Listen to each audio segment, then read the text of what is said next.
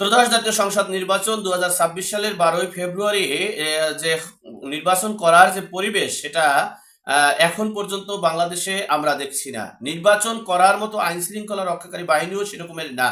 সুতরাং বাংলাদেশে প্রতিনিয়ত হত্যা, গুম, রাহাজানি। আপনারা ইতিমধ্যে দেখেছেন যে শিবির কর্মী তারা সেনাবাহিনীর পোশাক পরে বিভিন্ন অকারেন্স করছে। এখানে অস্ত্র উদ্ধার করতে গিয়ে র্যাবের গাড়ি আক্রমণ করে, সেখানে একজন র্যাব সদস্য নিহত হয়েছেন এবং একাধিক সদস্য হাসপাতালে মুমূর্ষু অবস্থায় আছেন এবং গাড়ি ভেঙে চুরমার করে দিয়েছে।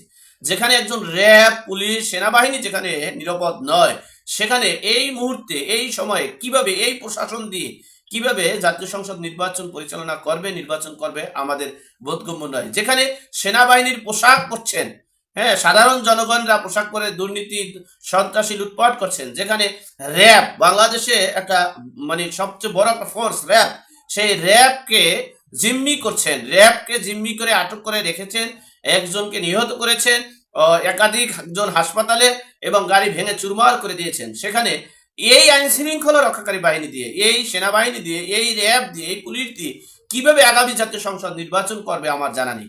আবার আগামী জাতীয় সংসদ নির্বাচনে একটু ডিক্লেয়ার দিয়ে আমরা যে আভাস ইতিমধ্যেই বিভিন্ন অঞ্চলে পেয়েছি, রুমিন ফারহানার বক্তব্যের মধ্য দিয়ে আসছে, পটুয়াখালী 3 হাসান মামুনের বক্তব্যের মধ্য দিয়ে আসছে এবং কুমিল্লার 10 আসন 6 এবং 4-এর অনেক নেতাকর্মীদের বক্তব্যের মধ্য দিয়ে আসছে যে জনগণের ভোটকে প্রাধান্য না দিয়ে ডিক্লেয়ার দিয়ে নেওয়ার যে পায়তারা চলছে, সেই পায়তারা করতে গিয়েও তো বড় ধরনের ভয়াবহ ঘটনা ঘটবে। যেহেতু এই আইন শৃঙ্খলা রক্ষাকারী বাহিনী অর্থাৎ সেনাবাহিনী, র্যাব, পুলিশ তারা যে শক্তিশালী নয় এবং তারা যে নির্বাচন করার মতো যে পরিবেশ নাই, সেটা ইতিমধ্যেই আপনারা দেখেছেন। পুলিশ সদস্যদেরকে মেরে ফেলছে, সেনাবাহিনী পোশাক পরে বিভিন্ন অকারেন্স করা হচ্ছে।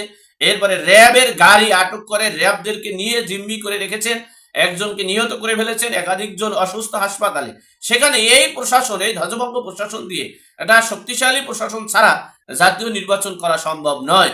এবং স্বচ্ছতার সহিত যদি নির্বাচন না করা যায়, সেই নির্বাচনে সহিংসতা ছাড়া আর কিছু না। যেখানে সংবিধানে আছে দ্বৈত নাগরিকরা নির্বাচন করতে পারবে না, সেখানে প্রায় ডজন 3-এর মতো দ্বৈত নাগরিক আছে, তারা নির্বাচনে অংশগ্রহণ করতে যাচ্ছে।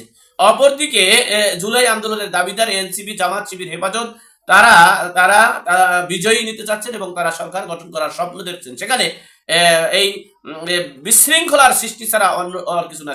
সেই বিশৃঙ্খলাকে শক্ত হাতে হ্যান্ডেলিং করা, শক্ত হাতে সেটাকে ওভারকাম করে একটা জনগণের ম্যান্ডেটকে সেখানে প্রাধান্য দিয়ে সেই ফলাফল ঘোষণা করতে পারবে বলে আমার মনে হচ্ছে না।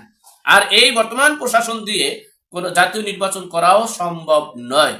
আল্লাহ আমাদের সকলের বিপদ আপদ বালা মুসিবত থেকে হেফাজত করুক। আমিন। আসসালামু আলাইকুম।